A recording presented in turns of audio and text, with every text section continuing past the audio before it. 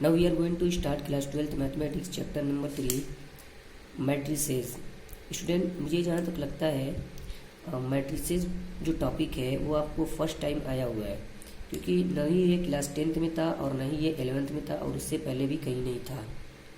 इसलिए बहुत अच्छे से आप मैट्रिसेस के बारे में इंट्रोडक्शन पढ़िए, ठीक है। जितना ही अच्छे से आप यहाँ देख लोगे आगे आपको उतना ही ईजी समझ में आएगा, ठीक है। तो मैट्रिक्स का जो टॉपिक है ये तो आपको आगे भी बहुत देखने को मिलेगा और क्लास 12th में ये वेरी इंपॉर्टेंट टॉपिक है। आपके मैक्सिमम मार्क्स में से ये आपको एक क्वेश्चन ज़रूर पूछता है, सबसे बड़े मार्क्स में आपको ये ज़रूर पूछेगा, है ना। तो इसलिए बहुत ही ध्यान से आप इसका इंट्रो देखिएगा। सबसे पहले तो हम मैट्रिसेस और मैट्रिक्स में डिफरेंट बताते हैं कि इन दोनों में क्या डिफरेंट है। मैट्रिक्स जो है वो सिंगल एक मैट्रिक्स होगी उसको बोलते हैं, और मैट्रिसेस जो है वो एक से ज़्यादा मैट्रिक्स होगी उसे हम मैट्रिसेस बोलते हैं, यानी ये प्लूरल है, ठीक है। मैट्रिक्स का प्लूरल क्या है? मैट्रिसेस है। इसलिए कंफ्यूज मत होइएगा, क्योंकि बहुत सारे बच्चे पूछते हैं सर मैट्रिक्स और मैट्रिसेस में क्या डिफरेंट है, ठीक है। तो ये है आपका, ये सिमिलर है, ये प्लूरल है। तो मैट्रिक्स हमारे मैथ में क्यों रखा गया, क्यों इसकी ज़रूरत पड़ गई, थोड़ा उसको देखते हैं। जैसे हम लोगों ने क्लास 10th में या 11th में कुछ लीनियर इक्वेशन पढ़े थे, जैसे कुछ इस टाइप के कि x + 3y + 2z = 2, 2x + 3y + 9z = 1, 7x + 7y + 3z = 6। तो इस क्वेश्चन को सॉल्व करने के लिए, यानी ये लीनियर इक्वेशन है, आप इस क्वेश्चन को इजीली वे में सॉल्व कर सकते हो। जैसे मान लो ये है कि x + y = 6 और x - y = 3, ये इक्वेशन है और ये इक्वेशन है, दो इक्वेशन है और दो अननोन है। तो आप बड़े आराम से आप किसी भी मेथड से, आप क्लास 10th में आप लोगों ने कई मेथड पढ़ा, सब्स्टिट्यूशन मेथड, एलिमिनेशन मेथड, है ना, 4 टाइप्स के मेथड पढ़े थे। तो आप बड़े आराम से इसको आप सॉल्व कर सकते हो और इसी वे में आप इसकी वैल्यू निकाल सकते हो, ठीक है। लेकिन क्या आप इसकी वैल्यू x, y, z की इस तीनों इक्वेशन से वैल्यू आसानी से निकाल सकते हो? नहीं निकाल पाओगे, काफ़ी कॉम्प्लिकेटेड है। तो जब लीनियर इक्वेशन जो काफ़ी कॉम्प्लिकेटेड आता है तो इसी लीनियर इक्वेशन को हम मैट्रिक्स फॉर्म में बनाते हैं और इजी वे में सॉल्व कर लेते हैं। तो ये आपको इस टाइप का, यानी 3 इक्वेशन दिए होंगे, 3 लीनियर इक्वेशन दिए होंगे आपके क्वेश्चन पेपर में बोर्ड के, और उसे मैट्रिक्स से सॉल्व किया जाएगा, ठीक है। ये एक मैक्सिमम मार्क्स में आपका क्वेश्चन आता है, ठीक है। तो मैट्रिक्स को क्यों मैथ में रखा गया? लीनियर कॉम्प्लिकेटेड इक्वेशन को सॉल्व करने के लिए हम मैट्रिक्स का यूज़ करते हैं, ठीक है। तो मैट्रिक्स क्या है उसे हम देखते हैं। A matrix is an ordered rectangular array of numbers or function. The number or function are called the elements or the entries of the matrix.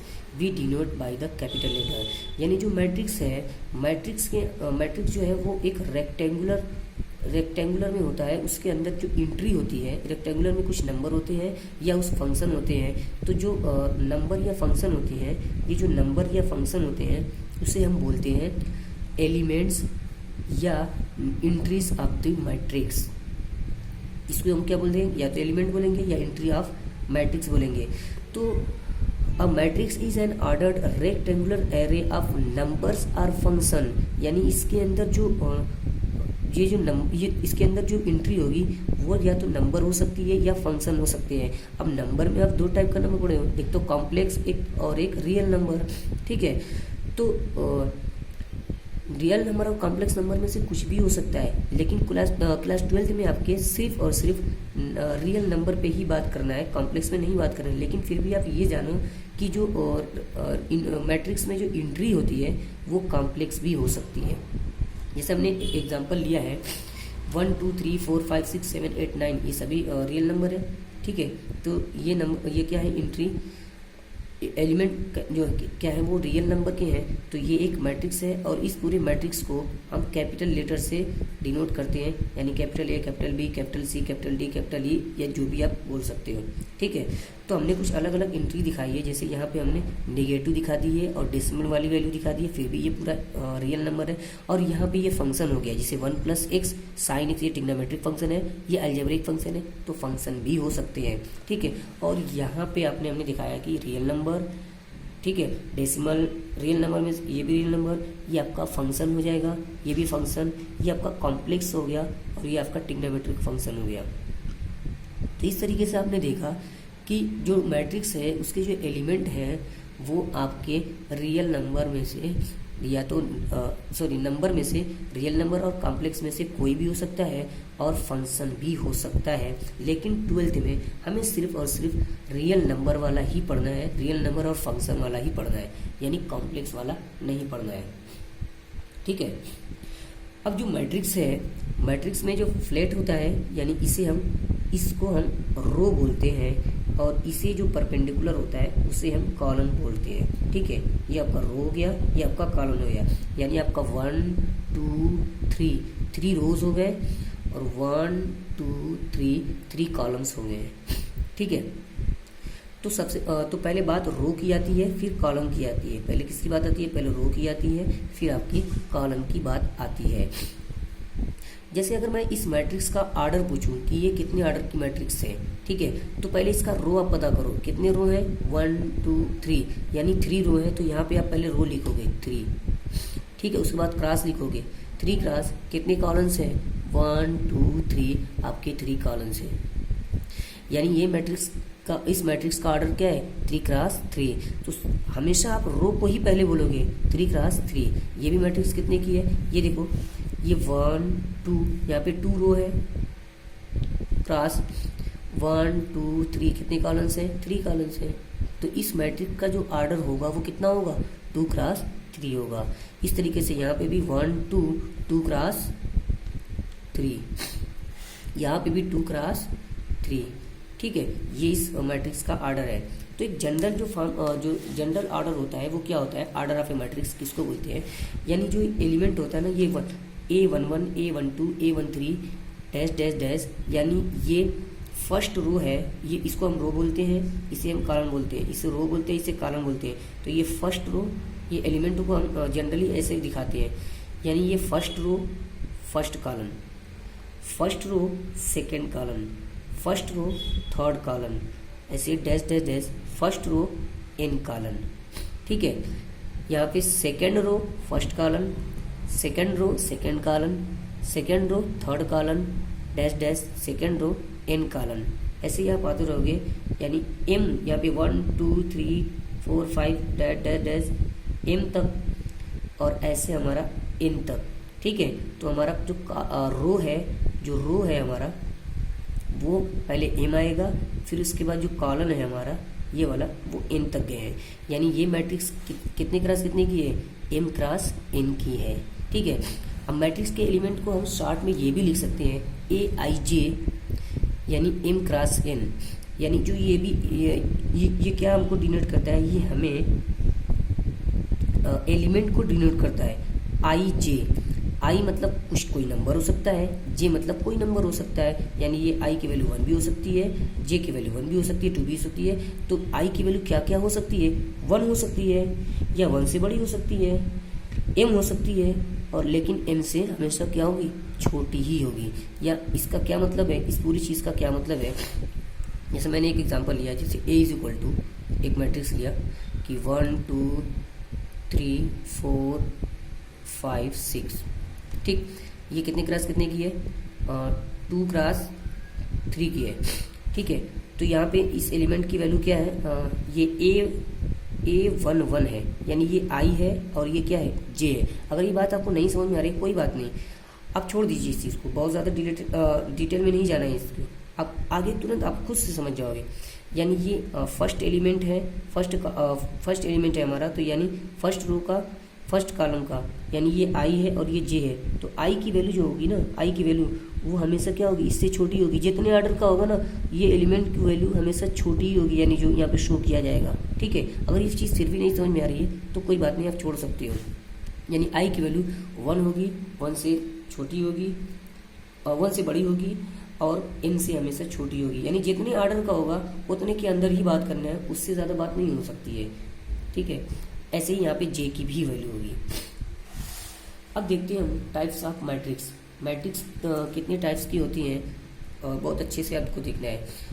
तो मैं इसकी जो डेफिनेशन है वो मैं बहुत शॉर्ट लिखा हूँ, आप बहुत अच्छे से आप कॉपी से बुक से ही लिख लीजिएगा। बहुत अच्छे से एग्जांपल दिए हैं, आप वहाँ से लिख दीजिए। मैं बहुत इजी एग्जांपल लिया, 1 2 3 का ही हमेशा एग्जांपल लेके चलता हूँ। ठीक है, सबसे पहला है कि कॉलम मैट्रिक्स। कॉलम मैट्रिक्स को बोलते हैं it has only one column, जिसमें सिर्फ और सिर्फ वन ही कॉलम होते हैं। ये देखिए, सिर्फ वन कॉलम है, यहाँ पे भी वन कॉलम है, तो इस मैट्रिक्स को हम क्या बोलेंगे, कॉलम मैट्रिक्स। ठीक है। सेकंड है हमारा रो मैट्रिक्स। रो मैट्रिक्स में क्या है, it has only one row, इसमें सिर्फ और सिर्फ वन रो हो, उसे हम क्या बोलते हैं, रो मैट्रिक्स। थर्ड है स्क्वायर मैट्रिक्स। ये फर्स्ट हमने लिया, सेकंड लिया, थर्ड लिया। स्क्वायर मैट्रिक्स, स्क्वायर मैट्रिक्स क्या होता है कि उसके नंबर ऑफ रोज और नंबर ऑफ कॉलम दोनों इक्वल होते हैं, तब वो मैट्रिक्स क्या कहलाता है, स्क्वायर मैट्रिक्स कहलाता है। ठीक है, अगर मैं इस मैट्रिक्स का ऑर्डर पूछूं तो ये कितना होगा, रो कितना है, 1 2 3, 3 क्रॉस 1, ये भी कितना है, 3 क्रॉस 1, कॉलम 1 है, रो आपका 3 है। यहाँ पे देखिए 1 रो 3 कॉलम। ठीक है, 1 रो 3 कॉलम। ठीक है, इस तरीके से स्क्वायर मैट्रिक्स में आप देखिए इसका ऑर्डर कितना है, इसका ऑर्डर आपका है 2 क्रॉस 2, यहाँ पे कितना है 3 क्रॉस 3। आप यहाँ पे देखिए ये m की वैल्यू है और ये किसकी वैल्यू है, n की वैल्यू है, तो दोनों ही इक्वल है। यहाँ पे भी दोनों इक्वल है, यहाँ पे भी दोनों इक्वल है, यानी जब नंबर ऑफ रोज और नंबर ऑफ कॉलम दोनों ही इक्वल हो गए तो ऐसे मैट्रिक्स को हम बोलते हैं स्क्वायर मैट्रिक्स। ठीक है, अब स्क्वायर मैट्रिक्स के अंदर ही बात करेंगे। स्क्वायर मैट्रिक्स इसलिए हमने वहाँ पे थर्ड का फर्स्ट ले लिया है, यानी जो भी मैट्रिक्स होगी वही स्क्वायर तो होगी होगी, उसके अलावा और क्या हो सकती है। ठीक है, तो हमने डायगोनल मैट्रिक्स लिया। डायगोनल मैट्रिक्स क्या है, all its non diagonal elements are 0, यानी जो डायगोनल है ना, डायगोनल होता है जो स्क्वायर मैट्रिक्स के अंदर ही, स्क्वायर मैट्रिक्स के अंदर ही ये जो डायगोनल होता है, इस डायगोनल को छोड़ के सभी एलिमेंट अगर 0 हो गए दिख रहे हैं, इसका मतलब वो डायगोनल मैट्रिक्स है। यहाँ पे भी देख लीजिए आप कि डायगोनल को छोड़ के सभी एलिमेंट आपके 0 हैं, इसलिए ये मैट्रिक्स डायगोनल मैट्रिक्स होगी। अब स्क्वायर मैट्रिक्स के अंदर ही सेकंड है आपका स्केलर मैट्रिक्स। और डायगोनल मैट्रिक्स यानी डायगोनल मैट्रिक्स वो डायगोनल मैट्रिक्स के अंदर ही बात हो रही है। A diagonal matrix is said to be a scalar matrix if its diagonal elements are equal. यहाँ पे डायगोनल एलिमेंट इक्वल नहीं थे और सभी 0 थे, तो इसे हमने डायगोनल मैट्रिक्स कहा। यहाँ पे आपको सभी के सभी एलिमेंट आपके डायगोनल के इक्वल हैं और ये नॉन 0 है, यानी ये डायगोनल मैट्रिक्स तो है ही। अब ये स्पेशल टाइप की अब डायगोनल हो गया, यानी जिसमें सभी एलिमेंट कितने हैं, 1 1 1 है, यानी ये इक्वल है। इस तरीके से इसे हम बोलेंगे स्केलर मैट्रिक्स। एक और एग्जांपल हमने लिया है, यहाँ पे भी आपने देखा कि √2 आपके ये तीनों इक्वल है, यानी डायगोनल एलिमेंट इक्वल है, बाकी ये नॉन 0 है, इसलिए इसे हमने स्केलर मैट्रिक्स का। और ये डायगोनल मैट्रिक्स भी है, स्क्वायर मैट्रिक्स भी है। ठीक है, तो थर्ड है हमारा identity matrix. It is very important. Diagonal element are all 1 and the rest all 0। अब डायगोनल मैट्रिक्स के अंदर जो डायगोनल के सभी एलिमेंट जो है वो 1 होंगे, ओनली 1 की बात कर रहे हैं ना, तो वो मैट्रिक्स कैसी कहलाएगी, वो मैट्रिक्स हमें आइडेंटिटी मैट्रिक्स कहलाएगी।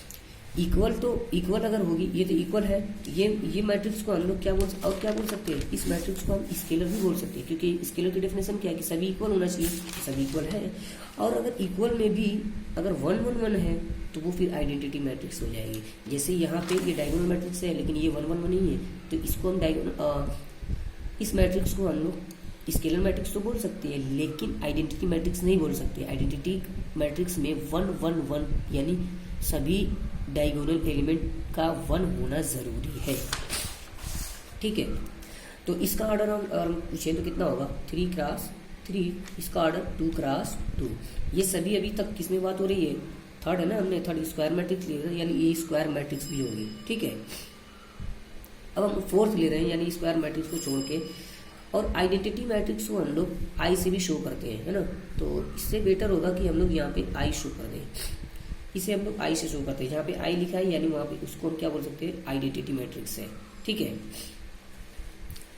जीरो मैट्रिक्स और नल मैट्रिक्स, ये 4 टाइप्स का है। जीरो मैट्रिक्स को हम लोग नल मैट्रिक्स भी करते हैं, यानी all its elements are zero, यानी कोई भी मैट्रिक्स है उसमें सभी एलिमेंट क्या होंगे, जीरो होंगे, सभी के सभी एलिमेंट जीरो होंगे, ठीक है। ये भी एक जीरो मैट्रिक्स, ये भी जीरो मैट्रिक्स, ये भी जीरो मैट्रिक्स, ये भी जीरो मैट्रिक्स, ठीक है। तो इस तरीके से टाइप्स ऑफ मैट्रिक्स हमारा खत्म होता है।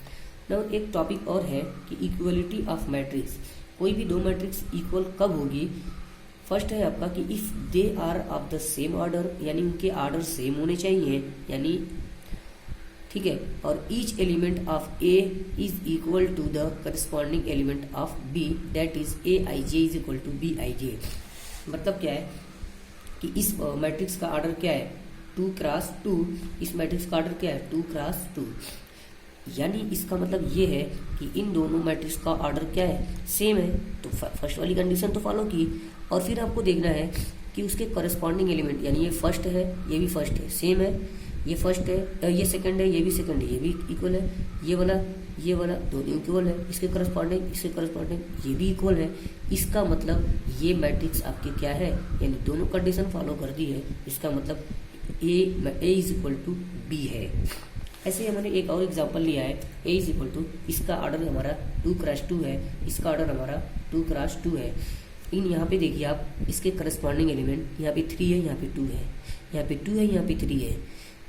एंट्रीज तो आपके सेम है, लेकिन उसके करस्पॉन्डिंग एलिमेंट सेम नहीं है।